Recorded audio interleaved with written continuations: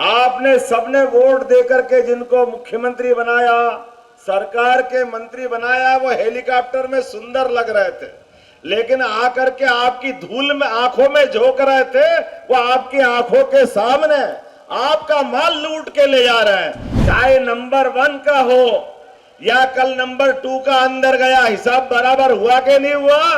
कोई बचा है क्या? आप ताली बजा के बता सकते हो। नाम भले ही आप आलमगीर रख लो, लेकिन ये तो आपका चोरगिर है भाई, चोरगिर। भाई जयप्रकाश हमारे साथ थे तो जयप्रकाश थे, लेकिन अब आपने पाला बदला, आप पराजय प्रकाश हो गए। आपको पराजय से कोई रोक नहीं सकता। जैसे बल्ब को जलाने के लिए बल्ब को दबाएंगे तो नहीं जलेगा, बटन दबाना पड़ता है।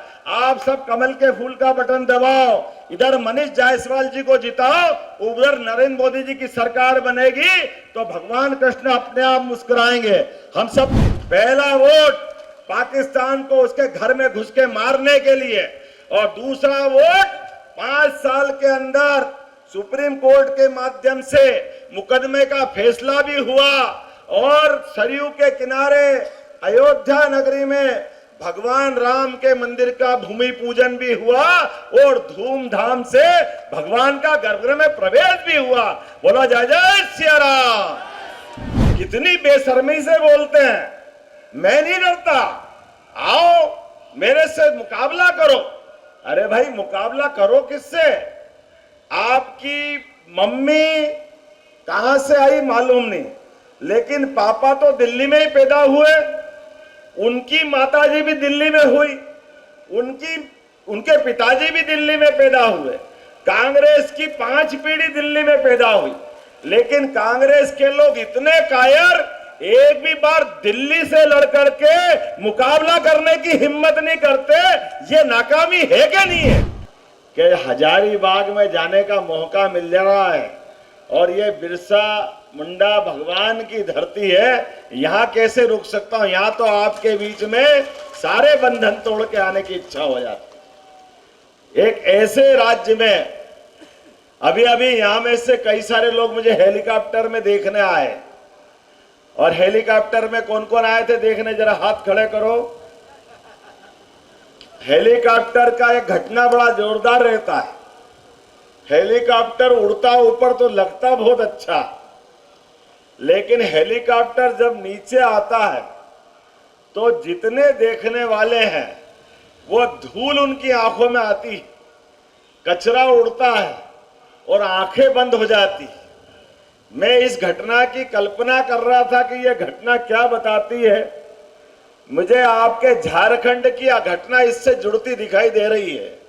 आपने सबने वोट देकर के जिनको मुख्यमंत्री बनाया, सरकार के मंत्री बनाया, वो हेलीकॉप्टर में सुंदर लग रहे थे, लेकिन आकर के आपकी धूल में आंखों में झोंक रहे थे। वो आपकी आंखों के सामने आपका माल लूट के ले जा रहे हैं। ये जो दृश्य दिखाई दे रहा है, ये झारखंड की स्थिति बराबर कर रहा है। कौन को छोड़ो, जिनको बात करो। हमने अपने बड़े अरमानों से सरकार बनाई है और सरकार में अपने अपने ढंग से कोई ने वोट ज्यादा दिया हुआ, कोई ने कम दिया, लेकिन लोकतंत्र में तो सबने हिस्सा लिया। सबने लिया कि नहीं लिया? और सबने हिस्सा लिया और सरकार बनी। यहाँ पे इतना समृद्ध प्रदेश जिसकी खनिज संपदा का सही उपयोग हो जाए तो मैं गारंटी से कह सकता हूं कि झारखंड नंबर 1 का राज्य हो, नंबर 1 का देश के अंदर सारी संभावनाएं। और स्वर्गीय भारत रत्न अटल बिहारी वाजपेयी जी को याद कर लें। बात तो झारखंड की 1937 से प्रारंभ हुई थी। सपना तो तब देखा गया था, लेकिन सपने को पूरा करने में भाजपा ही आगे आई और स्वर्गीय हमारे अटल बिहारी वाजपेयी जी ने आपकी उस मांग को पूरा किया जिसका सपना सबने देखा है। लेकिन जब हम कभी याद करें अपने घर में धन संपदा वैभव ठीक ठाक हो जाए और घर के लोग गहरी नींद में सो जाए, भोले भंडारी हो जाए, तो माल कौन चुराता है? कौन ले जाता है माल? हमको मालूम है ऐसा ही हमारे अपने झारखंड के साथ हो रहा है। आपने सब कुछ अर्पित कर लिया, सब कुछ हासिल कर लिया, लेकिन आपके घर के अंदर के जिनके पास जवाबदारी है, अगर वो गलत लाइन पे चले जाते हैं, लेकिन अब इस बात की गारंटी दे सकता हूं, आप बताइए इतने सारे लोग बैठे हैं, अब ये भूल गए बेईमानी करने वाले, ये याद है इनको कि नहीं मालूम नहीं, लेकिन इस देश में एक परिवर्तन आया 2014 के बाद, और उस परिवर्तन वाले व्यक्ति ने डंके की चोट कहा था कि ना खाऊंगा और ना खाने दूंगा।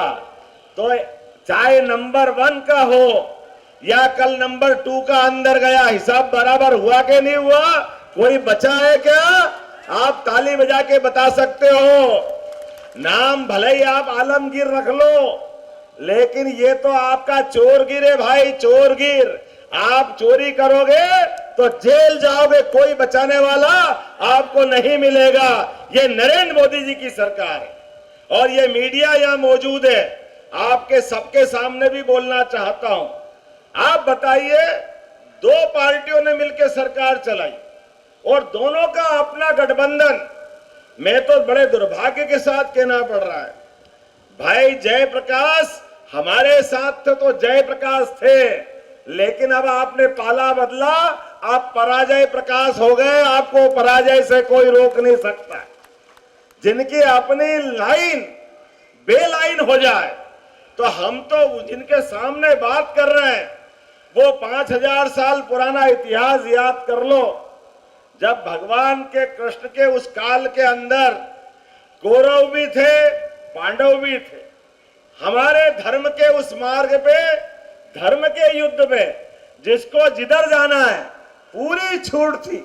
आपकी मर्जी आए इधर जाओ, आपकी मर्जी आए उधर जाओ, लेकिन उसके बाद भी जो समझदार थे, जो जानकार थे, उन्होंने तो धर्म का ही मार्ग लिया।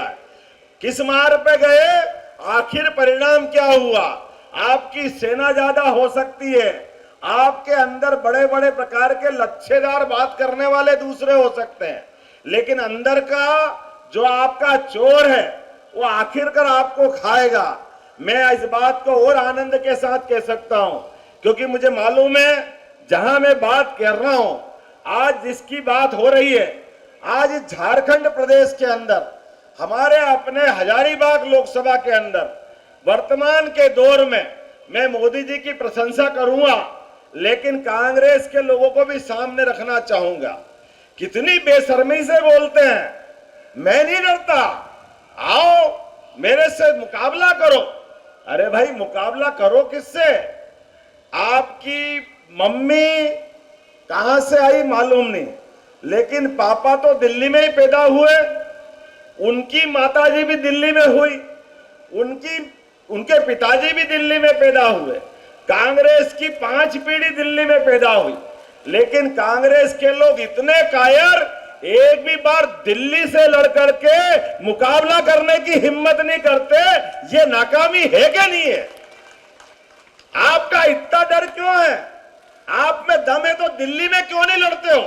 आज मुकाबला है नरेंद्र मोदी का वर्सेस, आप कहते हो कांग्रेस का, हम तो नहीं मानते, लेकिन नरेंद्र मोदी वो शख्स है जिसने पहली बार भी भाजपा के बलबूते पर अगर चुनाव लड़ने का संकल्प किया, तो आप याद करो, कांग्रेस के समान उत्तर प्रदेश में, बनारस में, भोले बाबा की नगरी में, मैं महाकाल की नगरी से आता हूं, भोले बाबा का एक नाम विश्वनाथ भी है, तो एक बार जयकारा लगाओ, जय श्री महाकाल। हम सबके बीच में 56 इंच वाले की बड़ाई वैसे ही नहीं करते हैं। 56 इंच वाले ने प्रधानमंत्री बनने का निर्णय जैसे ही उनके बारे में हुआ, तो पहले वो गुजरात अहमदाबाद से चुनाव लड़ते थे विधायक का, लेकिन जब तय हुआ कि प्रधानमंत्री बनके सरकार बनाना है, तो सबके बीच, समाजवादी की सरकार के बीच डंके की चोट, चुनाव लड़ने आए कि नहीं बनारस? अपने अभिनंदन करो नेताजी का, 56 इंच के सीने वाले। ये कलेजा होना चाहिए, ये भावना होना चाहिए कि हाँ हम देश का नेतृत्व करना जानते हैं, देश का नेतृत्व करना चाहते हैं, तो अंदर दम भी तो चाहिए।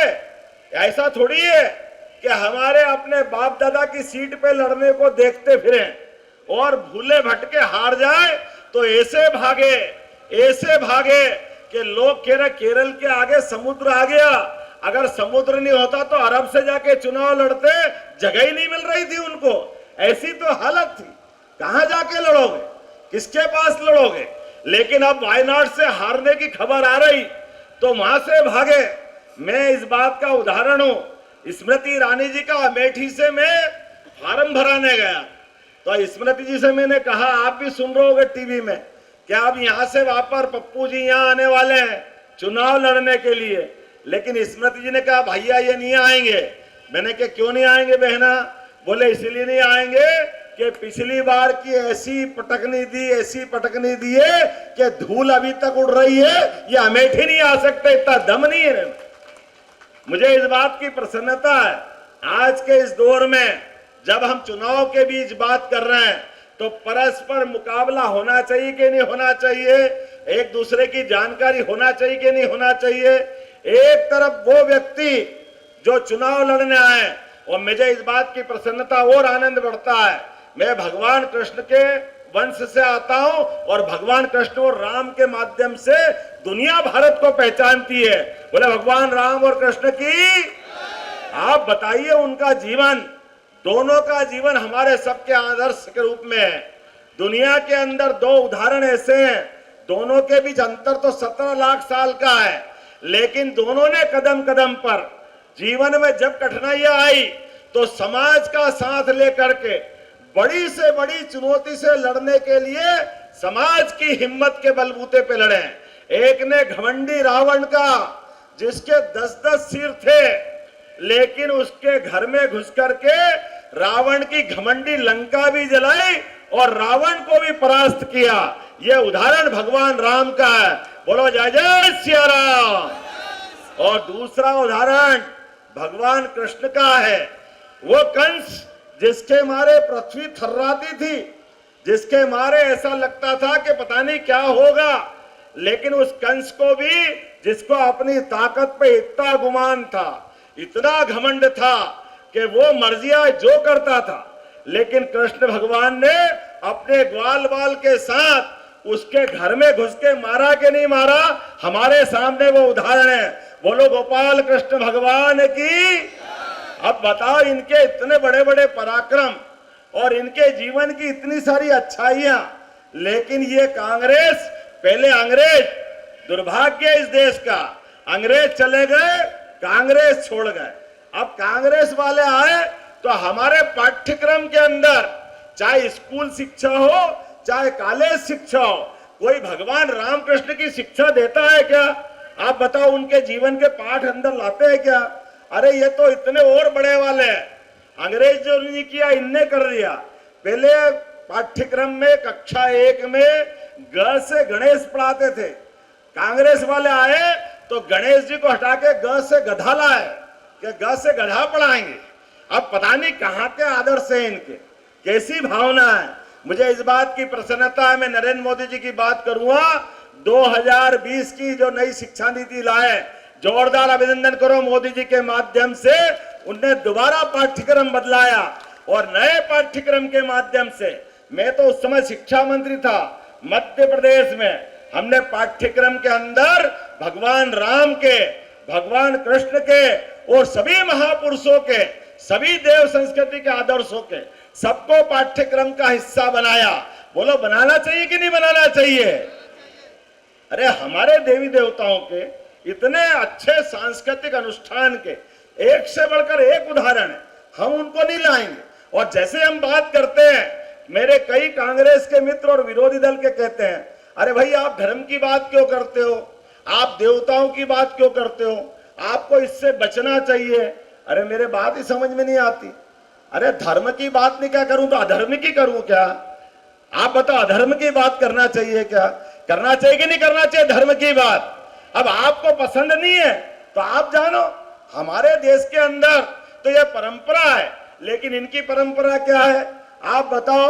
भगवान राम कहां पैदा हुए? बताओ साहब, कहां पैदा हुए? आप बताओ कहां पैदा हुए? आप बताइए कहां पैदा हुए? आप बताओ कहां पैदा हुए? आप सबको मालूम कि अयोध्या में पैदा हुए। इस देश के अंदर एक ऐसी पार्टी के लोग हैं, कांग्रेस वाले, जो शपथ पत्र लगा के कोर्ट में कहते कि भगवान राम कहां पैदा हुए हमको नहीं मालूम। ये तो वोट मांगने वाले लक्षण है, जिनकी भगवान राम के प्रति ये श्रद्धा है। और अभी भगवान राम का मामला लगभग 70 साल तक उलझाया। हाँ, नरेंद्र मोदी के लिए हम वोट मांग रहे हैं, इसलिए मांग रहे हैं, पहला वोट उन्हें देश से आतंकवाद को समाप्त करने के लिए दिया। हुआ कि नहीं हुआ? बताओ, अपनी जोरदार अभिनंदन करो। पहला वोट पाकिस्तान को उसके घर में घुस के मारने के लिए, और दूसरा वोट 5 साल के अंदर सुप्रीम कोर्ट के माध्यम से मुकदमे का फैसला भी हुआ और सरयू के किनारे अयोध्या नगरी में भगवान राम के मंदिर का भूमि पूजन भी हुआ और धूमधाम से भगवान का गर्भगृह में प्रवेश भी हुआ। बोलो जय जय सिया राम। अब हम सबको तो आनंद आया, लेकिन कांग्रेस की छाती पे सांप लौट रहा है। कैसे हो गया? क्यों हो गया? ये नहीं होना चाहिए था। अरे तुम तो ऐसे ही रोते रहोगे। ये 2019 का हमारा वोट सफल हुआ है, अभी हमारे कृष्ण कन्हैया बाकी है। बोलो बाकी है कि नहीं है? बोलो गोपाल कृष्ण भगवान की। अब की बार का वोट तो भगवान कृष्ण को मुस्कुराने के लिए देना चाहिए कि नहीं देना चाहिए? ये वोट हमारे बीच में से हजारीबाग से आवाज आनी चाहिए, झारखंड से आवाज आना चाहिए। ये सारे के सारे लोग 20 तारीख को वोट डाल के 4 जून को जो फैसला होगा तो फिर अगली बार मटकी फोड़ने सब मथुरा जाएंगे। बोलो सब तैयार है कि नहीं है?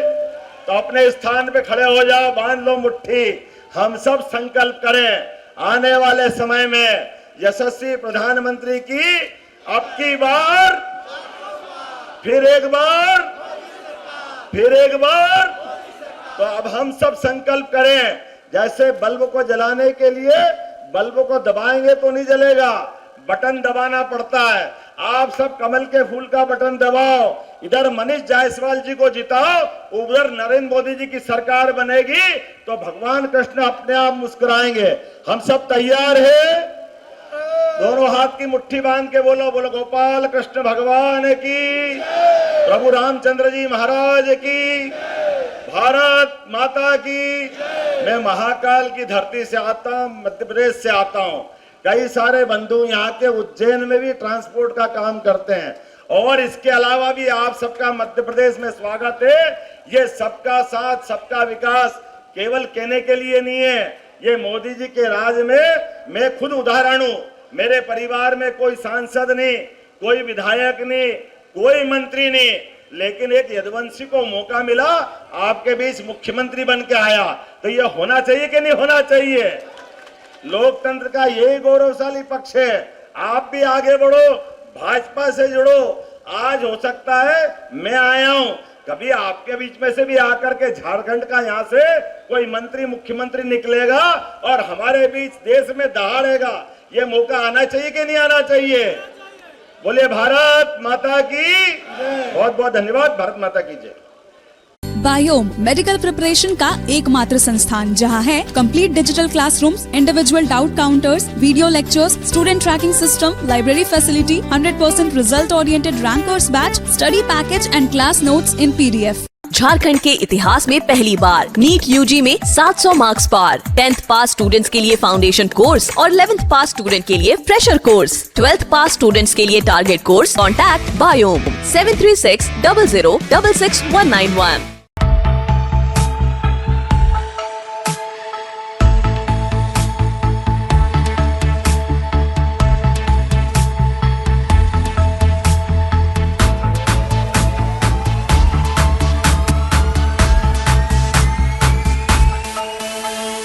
thefollowup.in.